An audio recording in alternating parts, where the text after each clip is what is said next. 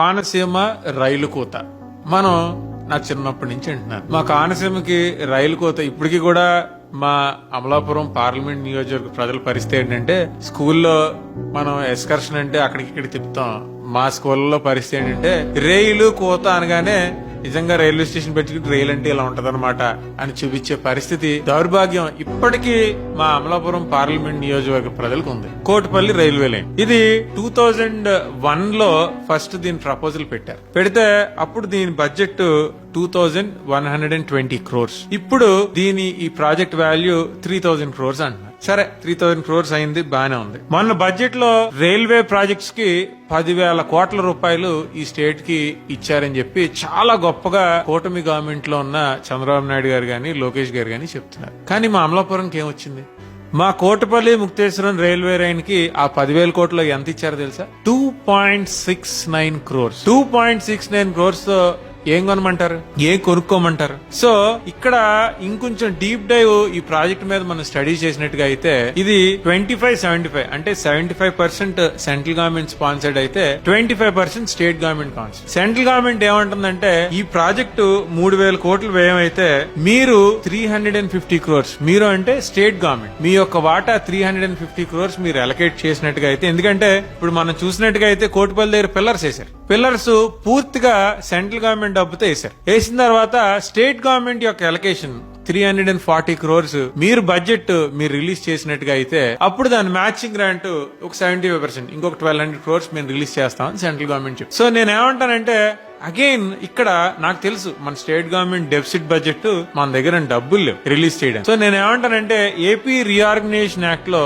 Section 94/2 లో చాలా clear గా ఉంది. అంటే ఇంతకు ముందు పరిస్థితి వేరు, మనం స్టేట్ డివైడ్ అవ్వక ముందు పరిస్థితి వేరు. స్టేట్ డివైడ్ అయిన తర్వాత మన క్లియర్ గా central government is obligated to sponsor the activities as such 100%. ఎందుకంటే కూటమి గవర్నమెంట్ మీద సెంట్రల్ గవర్నమెంట్ డిపెండ్ అయి ఉంది కాబట్టి వీళ్ళ సపోర్ట్ స్ట్రాటజిక్, మన అదృష్టం, ఆంధ్రప్రదేశ్ ప్రజల అదృష్టం, స్ట్రాటజిక్ గా ఈ కూటమి గవర్నమెంట్ మీద సెంట్రల్ గవర్నమెంట్ డిపెండ్ అయి ఉంది కాబట్టి సెంట్రల్ మినిస్టర్స్ ని కూడా కొంతమందిని తీసుకోవడమే కాదు, బడ్జెట్ అలొకేషన్ లో ఏపీ రీఆర్గనైజేషన్ యాక్ట్ ఉంది కదా, అదేమి మనం అడుక్కోవాల్సిన పని లేదు. We are entitled as per the act. Section 94/2 ని మనం వాడుకుని 100% కోటిపల్లి ముక్తేశ్వరం నరసాపురం రైల్వే లైన్ ఏదైతే ఉందో 100% సెంట్రల్ గవర్నమెంట్ స్పాన్సర్ చేసేటట్టు చేయొచ్చు కదా, ఆ అవకాశం ఉంది కదా, ఆ స్టేజ్ లో ఈ గవర్నమెంట్ ఉంది కదా. ఒక్కసారి అమలాపురం పార్లమెంట్ మెంబర్ ని చూడమనిగా చెప్తున్నాను.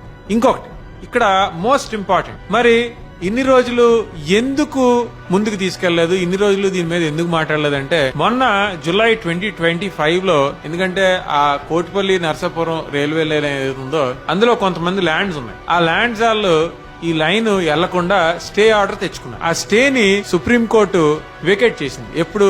జూలై 2025 లో ఆ స్టేని వేకేట్ చేసింది. So which means that clean గా ఉంది ఇప్పుడు కోటిపల్లి నరసాపురం రైల్వే లైన్ కి మార్గం సుగమం అయింది అంటారు కదా, క్లీన్ వే వచ్చేసింది. సో లీగల్ గా ఉండే ప్రాబ్లమ్స్ కూడా తొలగిపోయినాయి. కాబట్టి నేను రిక్వెస్ట్ చేసేది ఏంటంటే, అమరాపురం పార్లమెంట్ మెంబర్ ఈ కోడి పందాలు ఇవన్నీ చేస్తున్నారు, బానే ఉంది, ఈ చేయడానికి మిమ్మల్ని ఎన్నుకోలేదు ప్రజలు. కోటిపల్లి రైల్వే లైన్ తీసుకురావడానికి ఎన్నుకున్నారు. కాబట్టి పార్లమెంట్ సెషన్స్ అవుతున్నాయి, మీ గవర్నమెంట్ ఉంది, కూటమి గవర్నమెంట్ ఉంది స్టేట్ లోని సెంటర్ లోని, కాబట్టి మీరు వర్కౌట్ చేయండి. మనకి లీగల్ ప్రాబ్లమ్స్ అన్ని తగ్గిపోయినాయి. కాబట్టి రైల్వే లైన్ కి బడ్జెట్ అలొకేషన్ లో ఒకసారి ఏపీ రీఆర్గనైజేషన్ యాక్ట్ ని చదవండి, కాంటే నేను కాపీ పంపుతాను మీకు. ఒకసారి చదివి దాని మీద వర్క్ చేసి ఆ సెక్షన్స్ ని వర్కౌట్ చేసి మన ఆబ్లిగేషన్ ఏదైతే ఉందో అది వర్కౌట్ అయ్యేటట్టుగా చంద్రబాబు నాయుడు గారితో, పవన్ కళ్యాణ్ గారితో మాట్లాడి వాళ్ళ ఆఫీస్ వాడుకుని మీరు కోటిపల్లి నరసాపురం రైల్వే లైన్ కి బడ్జెట్ అలొకేషన్, ఈ బడ్జెట్ అలొకేషన్ లో 2.69 crores పట్టుకొచ్చారు.